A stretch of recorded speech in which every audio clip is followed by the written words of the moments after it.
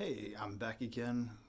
One more day. I was struggling just a little bit to think about content for today, but I know that I want to create content that goes along with the theme of this channel, which is becoming a digital nomad, becoming self sufficient, creating wealth, and uh, creating your own online business. And with that in mind, I wanted to talk today about the three main areas that you might consider starting a business in if you are wanting to be a digital nomad. And these are things that you can do with less training, less skills. Maybe it takes you a little bit to build up to the point where you can make a living off of them, but it's something you could work on if you're working while you're working full time, or even if you've saved some money, it could be something that you work on while you're on the road. So if you save up some money at the job that you're working at right now and you decide to go ahead and take off to Thailand like I'm doing next week, or go to Bali, or uh, Latin America, or some other destination, maybe even going to more expensive places like in Europe, you can learn some of these things while you're on the road, and start making money while you're on the road as well. So without further ado, let's get into it. The first one is, these are all going to be very broad categories, but the first one is freelancing. Freelancing is a very broad category because freelancing encompasses many, many different disciplines that you could get into. If you if you are not that technical but you are creative, you could get into something like photography or videography. But a lot of people are into photography, and separating yourself as a photographer is going to be pretty difficult to start earning money as a photographer. I mean, everybody and his brother is has a camera now. So, what makes you special? Are you going to be able to make money doing photography? Maybe. It just depends on how you position yourself and where and how good you are at it. Videography, on the other hand, if you have a powerful computer for editing and you can do some really cool edits and make things look really good and slick, you can probably make some really good money, because a lot of people don't will film something on YouTube.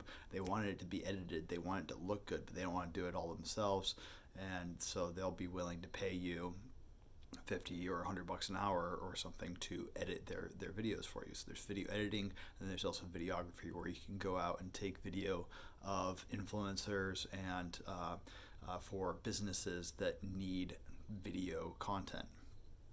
So those are two non-technical ones. On the other hand, you have your more technical side, where you could be a freelance web designer, freelance UI UX designer, or you can be a freelance content writer if you want to just be in the writing side of things.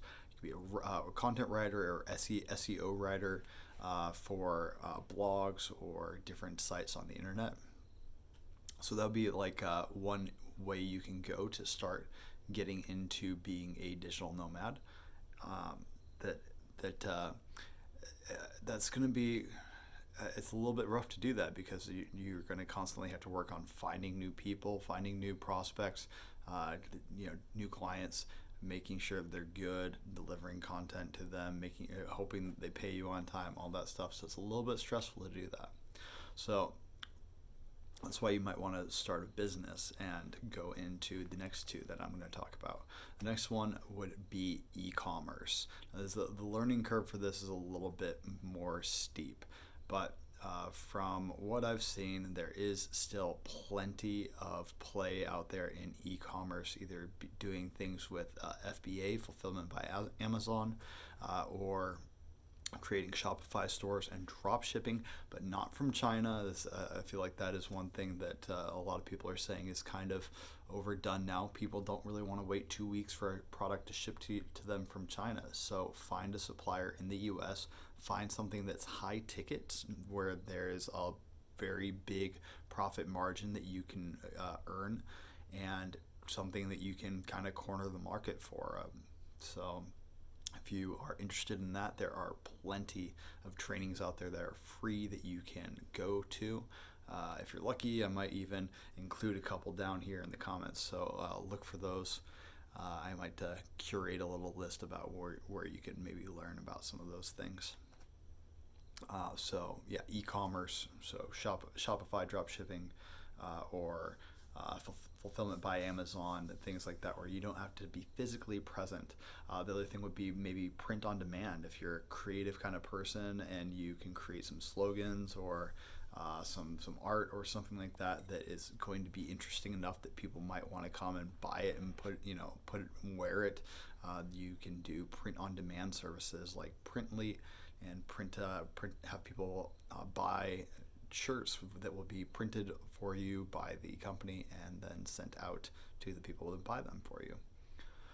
And then the third one that I want to talk about is a little bit more difficult, and it's the thing that I'm attempting stupidly because it's one of the more difficult ones to do, and it involves it's not just difficult as far as the skill that's involved, but it's also difficult because if you're starting from nothing, the mindset that you have to wrap yourself around, believing that you can do this and that you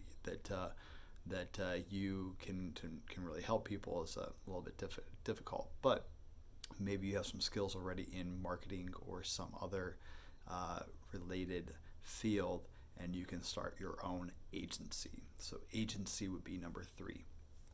So this is where I wish I edited my videos. I could have a nice, cool little sliding graphic agency. Maybe that'll come up later. But if you do an agency, you can do a marketing agency, or you can do an SEO agency, a Facebook ads agency. You can have a social media marketing agency.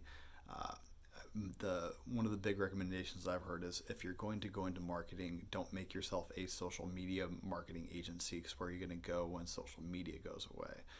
Just say you're a marketing agency, and that includes social media, that includes SEO, whatever. You can always find somebody else to white label those other services for you that you don't specialize in.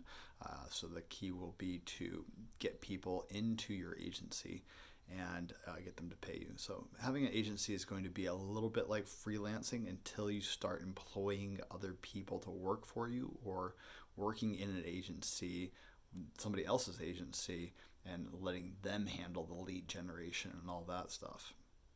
So that's it. Those are the 3 main businesses that you could get into as a digital nomad, and I think that really you could start off with freelancing and then kind of move into the one or the other.